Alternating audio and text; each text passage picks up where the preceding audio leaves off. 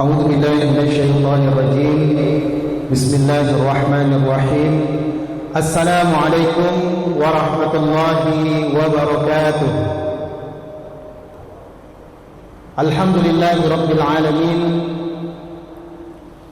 الذي أرسل رسوله بالهدى ودين الحق ليظهره على الدين كله ولو كره المشركون أشهد أن لا إله إلا الله وأشهد أن محمد رسول الله اللهم صل وسلم وزد وأنعم وتفضل وبارك على نبينا وحبيبنا وشفيعنا وزهرنا ومولانا محمد وعلى آله وأصحابه ومن تبعهم بإحسان إلى يوم الدين أما بعد Alhamdulillah, segala puji dan syukur marilah bersama-sama kita ucapkan kepada Allah Subhanahu wa ta'ala, karena pada malam hari ini Allah masih memberikan kepada kita kebaikan-kebaikan. Allah masih mencurahkan kepada kita nikmat yang begitu banyak, sehingga kita dapat melangkahkan kaki, mengayunkan tangan ke rumah Allah ini, Masjid Raya yang kita cintai ini. Mudah-mudahan dengan ketakwaan yang kita lakukan, mudah-mudahan dengan ketaatan yang kita lakukan pada malam hari ini, Allah balas dengan kebaikan yang besar. Salawat dan salam tak lupa dan tak hentinya kita ucapkan kepada baginda Nabi Muhammad sallallahu alaihi wasallam dengan mengucapkan Allahumma salli ala Muhammad wa ala ali Muhammad. Assalamu alayka ya Rasulullah, assalamu alayka ya Habiballah. Nabi yang sangat mencintai umatnya, sampai-sampai Nabi sallallahu alaihi wasallam menahan doanya, yang mana seluruh Nabi memiliki doa-doa yang mustajab, termasuk Nabi kita Muhammad sallallahu alaihi wasallam. Seluruh Nabi telah memintanya kepada Allah Subhanahu wa ta'ala ketika di dunia. Akan tetapi Nabi kita Muhammad sallallahu alaihi wasallam menahan doanya, yang mana doa tersebut akan dia pinta ketika nanti di akhirat.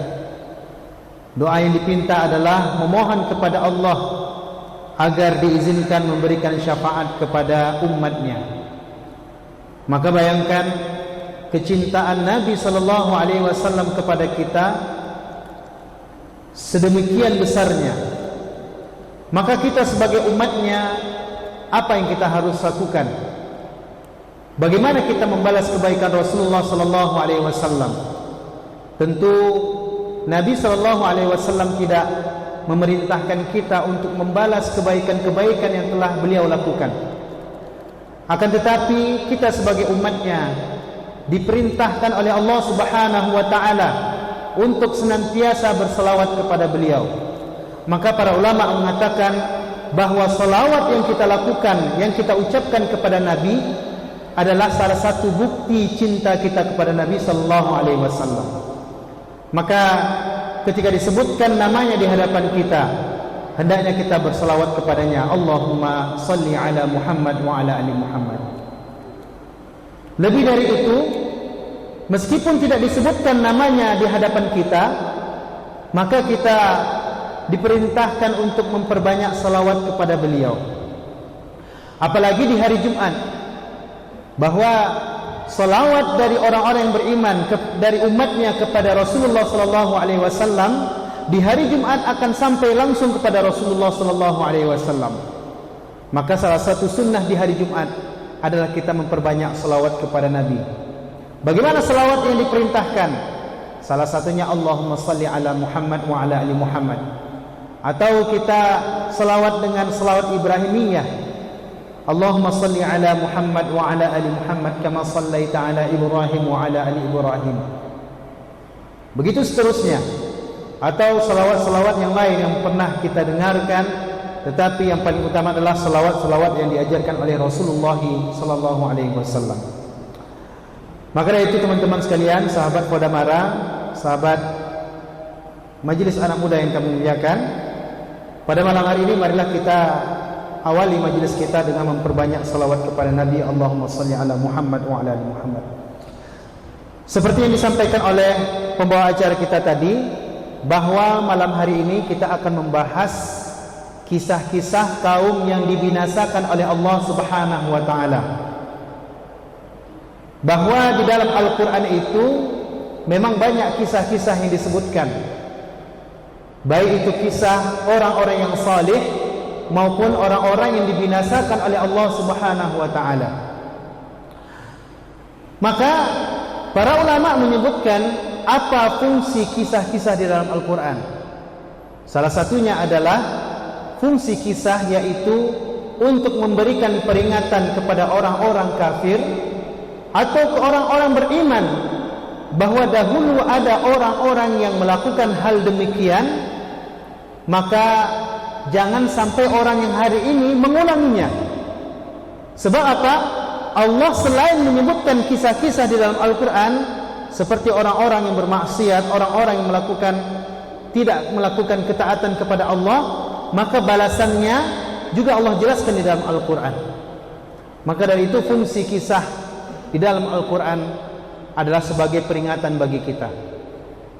Dan kisah di dalam Al-Quran memiliki porsi yang sangat besar. Para ulama menyebutkan bahwa porsi Al-Quran, porsi kisah di dalam Al-Quran adalah sepertiga dari Al-Quran itu. Jadi sepertiga isi dari Al-Quran itu berisikan tentang kisah-kisah umat terdahulu. Artinya apa?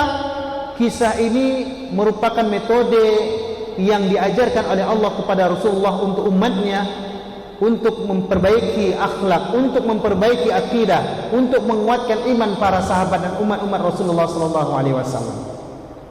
Maka dari itu teman-teman, kita akan mendengarkan sebuah kisah, yang mana kisah malam hari ini adalah kisah tentang Ashabus Sabti. Mungkin teman-teman Qodamara, teman-teman majelis anak muda, jemaah sekalian, Bapak Ibu pernah mendengar kisah ini. Akan tetapi kisah-kisah yang disebutkan di dalam Al-Quran terkadang disebutkan di beda-beda surah. Contoh Quran surah ataupun kisah tentang Ashabus seperti ini diceritakan di dalam Al-Quran di berbagai macam surat. Antara lain Quran surah Al-Baqarah dan juga Quran surah Al-A'raf. Apa faedah dari kisah-kisah disebutkan di lain-lain surat? Maka para ulama menyebutkan di sana ada pengulangan. Artinya apa? Kalau kita mendengarkan kisah meskipun sudah pernah kita dengarkan, hendaknya kita selalu mengulang-ulangnya. Terkadang kita terlupa dengan kisah tersebut sehingga kita lupa dengan ibrah-ibrah yang ada dalam kisah itu. Maka kita kalau mungkin pernah mendengarkan kisah di dalam Al-Quran terkait kisah Ashabus Sabti, maka hari ini mungkin yang pernah mendengar sebagai murajaah atau mungkin pengingat kembali. Mungkin ada sebagian kita yang belum pernah mendengar kisah ini, maka ini adalah maklumat baru baginya, yang mudah-mudahan di dalamnya ada amal soleh yang bisa dikerjakan. Teman-teman sekalian yang kami muliakan, kisah Ashabus Sabti ini di dalam Al-Quran disebutkan dalam Quran surah Al-A'raf ayat 163. Disebutkan dalam Quran surah Al-A'raf ayat 163 sampai 166. Dan juga dikisahkan dalam Al-Quran surah Al-Baqarah. Maka lebih detailnya di sini dalam Al-Quran dijelaskan di Quran surah Al-A'raf ayat 163 sampai 166. Baik teman-teman, kisah Ashabus Sabti ini maknanya adalah orang-orang yang ada di hari Sabtu atau orang-orang yang mendapatkan musibah ataupun azab di hari Sabtu. Nah, di mana tempat dari kisah Ashabus Sabti ini? Maka para ulama seperti Al-Imam Ibnu Katsir rahimahullah ta'ala menyebutkan bahwa Ashabus Sabti ini terjadi di daerah atau di suatu negeri yang bernama Ailah. Suatu negeri yang bernama Ailah. Ada yang mengatakan bukan Ailah, tetapi di tempat yang lainnya seperti di negeri Madian, yaitu negerinya Nabi Syuaib. Negeri Ailah ini yang disebutkan dalam tafsir Ibnu Katsir adalah negeri yang subur, negeri yang di dalamnya terdapat kebun kurma yang sangat subur. Jadi negeri ini penghasil kurma yang sangat banyak. Dan juga negeri Ailah ini berada di pinggir pantai atau di pinggir laut. Maka penghasilan dari penduduk negeri Ailah ini adalah dari melaut atau hasil lautnya. Mereka menjaring ikan di laut atau menjadi nelayan yang ada di pinggir laut. Maka teman-teman, ashabul Ailah ataupun ashabul Sabti ini adalah kaum Nabi Daud. Jadi ini termasuk dari Bani Israel. Nah, Nabi Musa memiliki anak keturunan. Setelah Nabi Musa, di bawah-bawahnya sampailah Nabi Daud. Jadi dikisahkan bahwa ashabul Sabti ini adalah sisa-sisa dari pengikut dari Nabi Daud alaihi salam. Dan disebutkan di sini jumlahnya adalah 70.000. Maka jumlah mereka di pinggir laut ini lebih kurang adalah 70.000 orang yang ada di sana.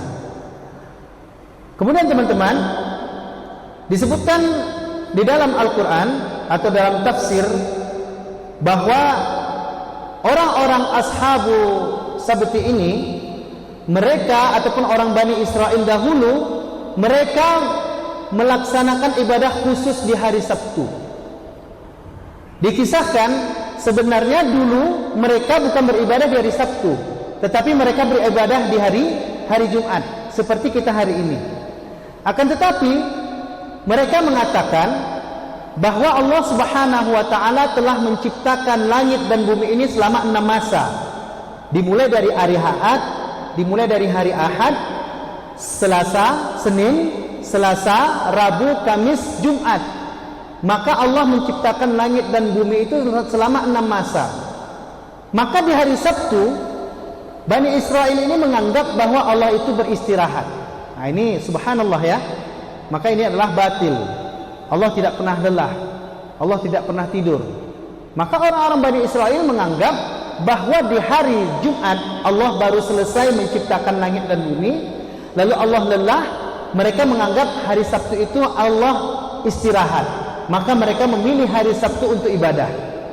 Ada juga yang mengatakan bahwa Bani Israel saat itu diibadahkan, dikhususkan hari Jumat untuk mereka beribadah, tetapi mereka melihat hari Jumat itu banyak ikan, maka mereka meminta kepada nabinya saat itu untuk diundur, diganti hari di hari Sabtu.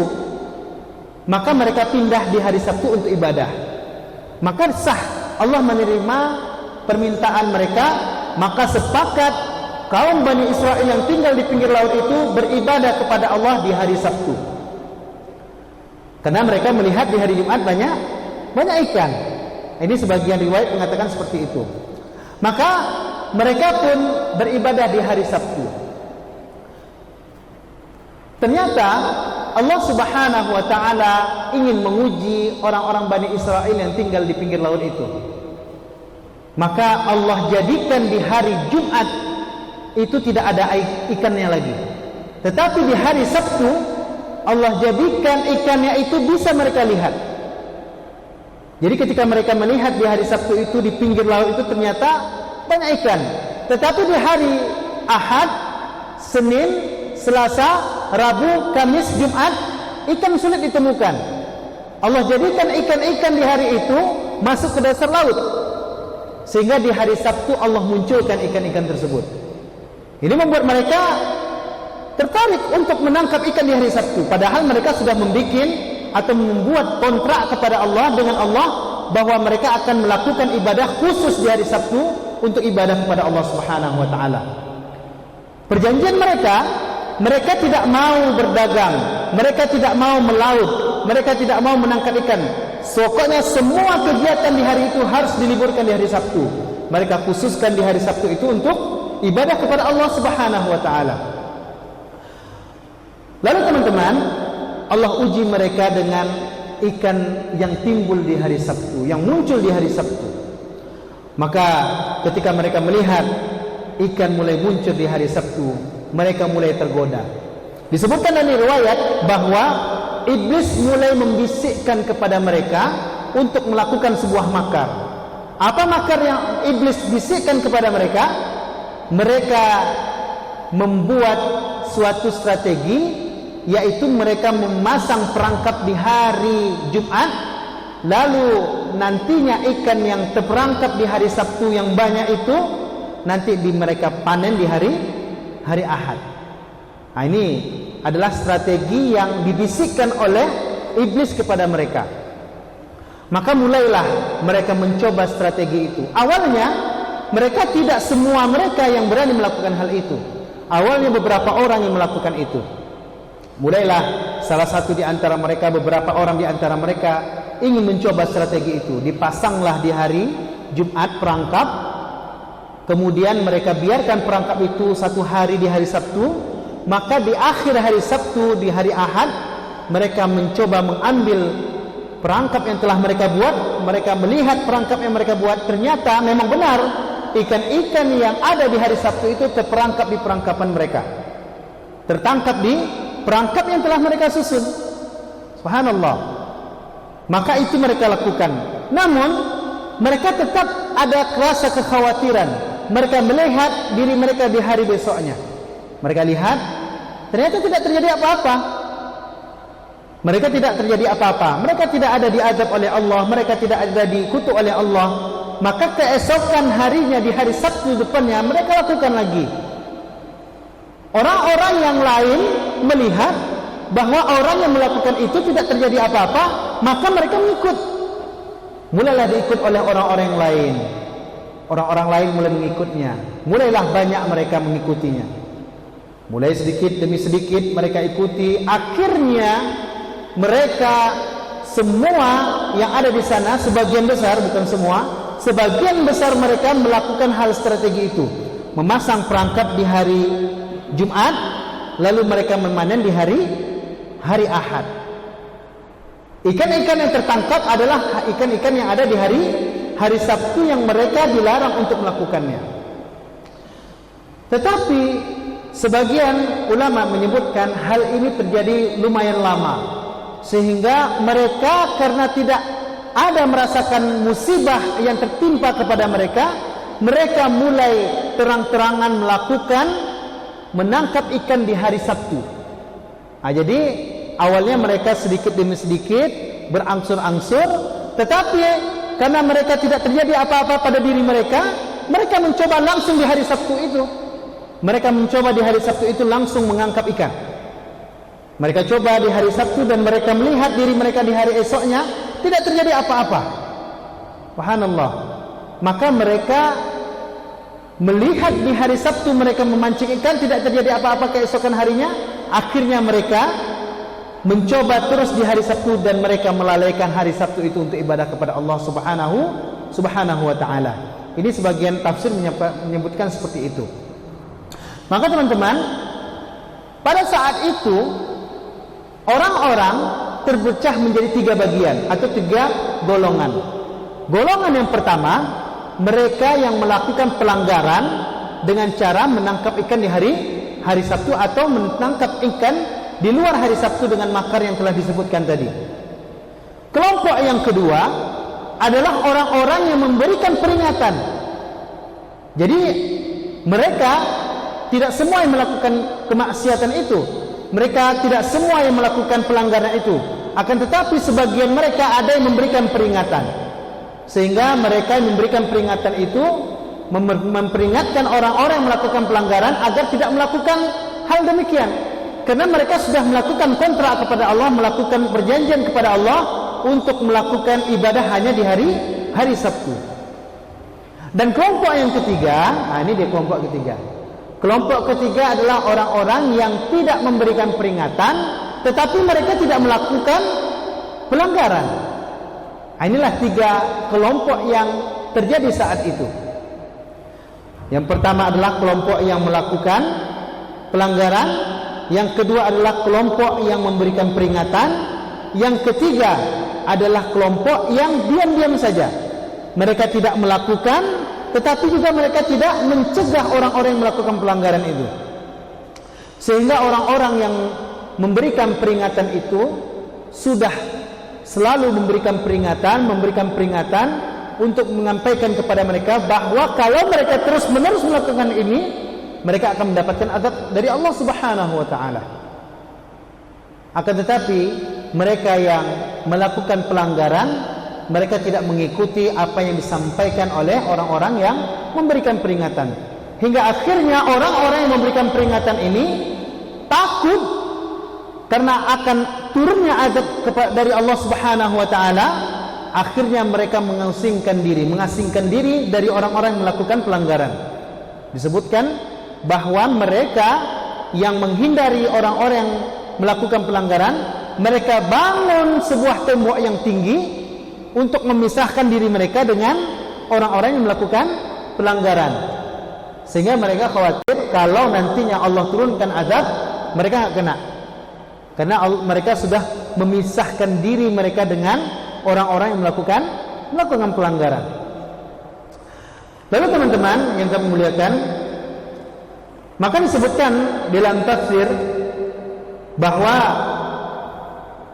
mereka setelah melakukan ataupun membangun tembok, keesokan harinya mereka melihat orang-orang yang melakukan pelanggaran itu tidak melakukan aktivitas seperti biasanya.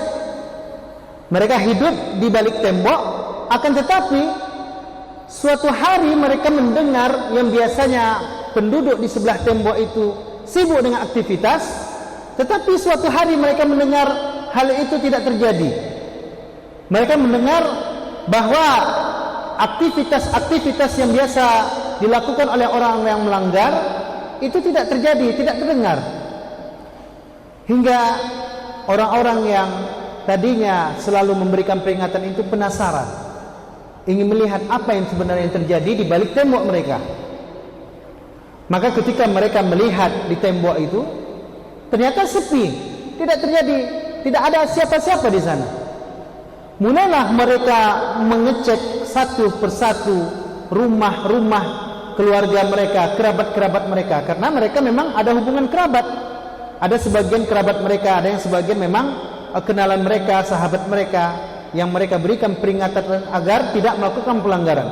Mereka coba masuk ke rumah, mencoba melihat di rumah-rumah kerabat-kerabat mereka.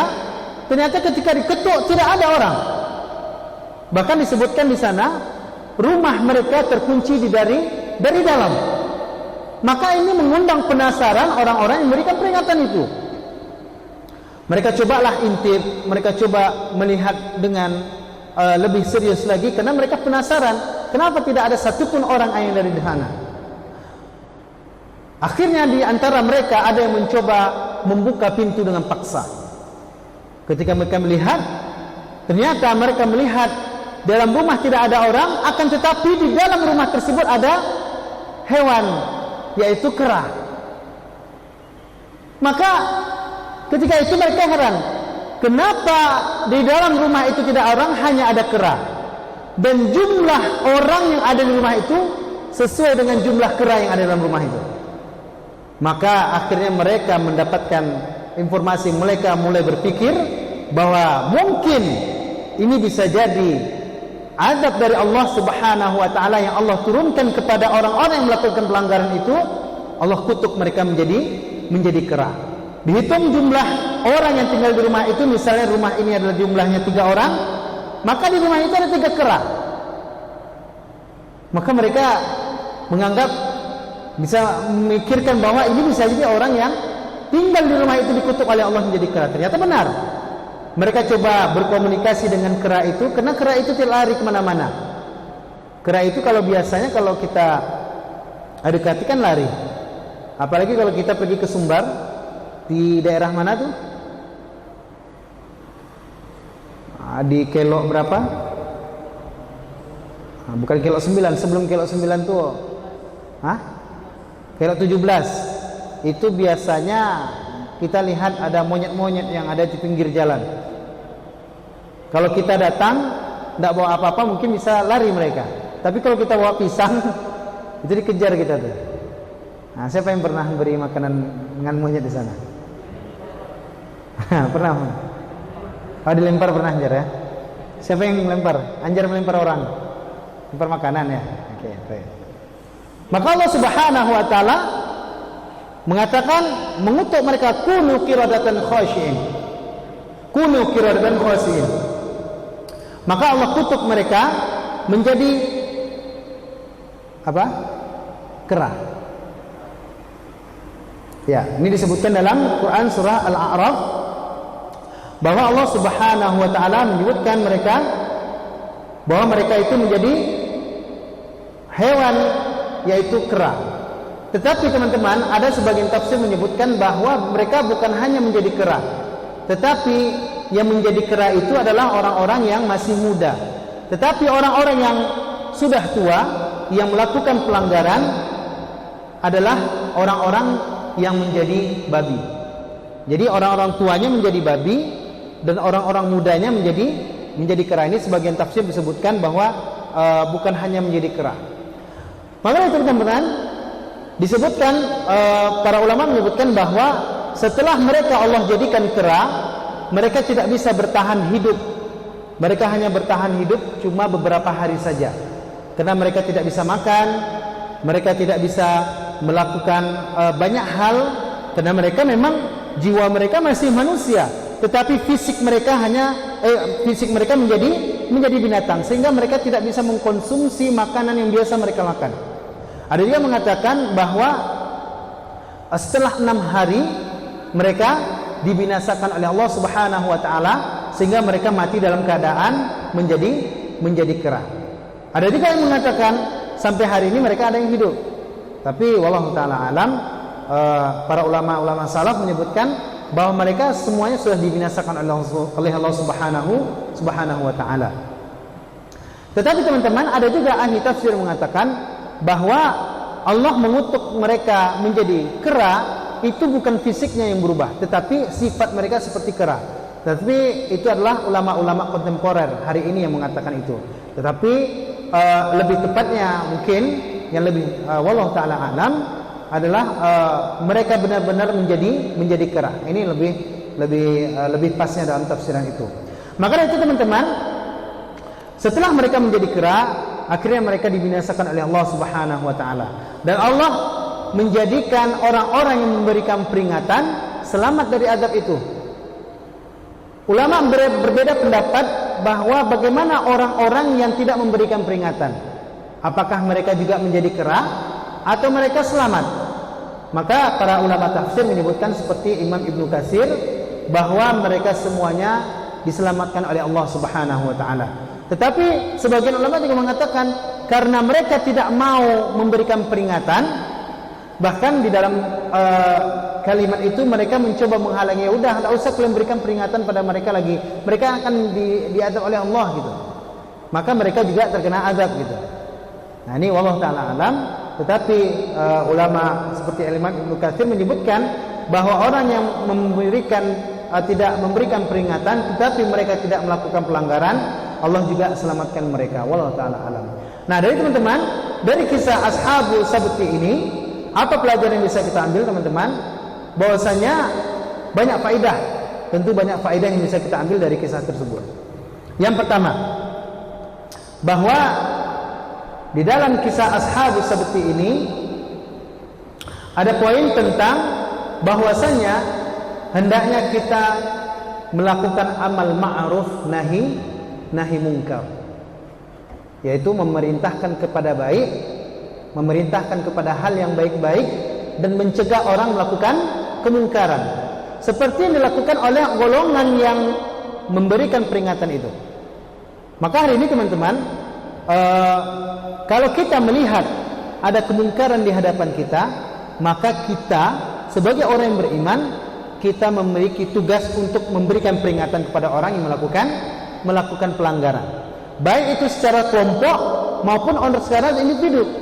Mungkin kita memiliki teman yang melakukan pelanggaran, mungkin kita memiliki teman yang melakukan maksiat secara terang-terangan.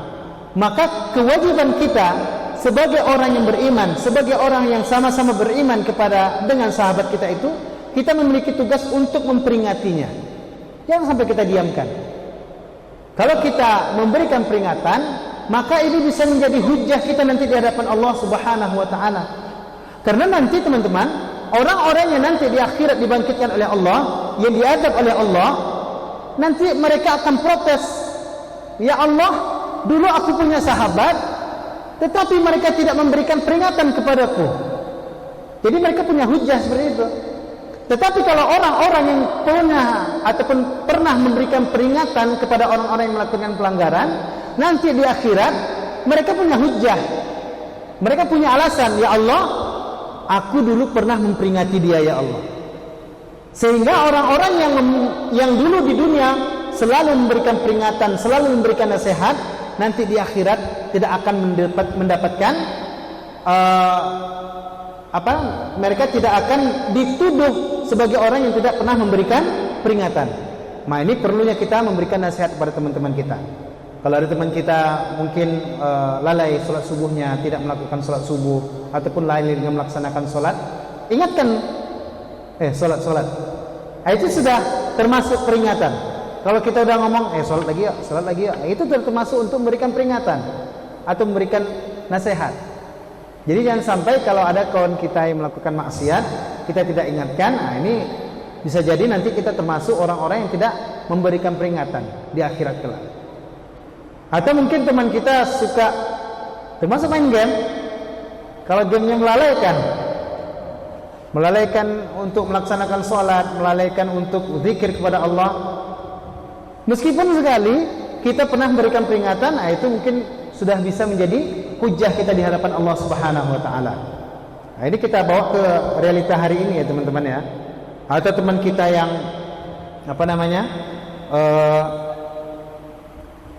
makan lupa dengan tangan kiri makannya misalnya. Kita ingatkan. Makan tangan kanan. Kita ingatkan. Tetapi tetap peringatannya itu dengan adab ya.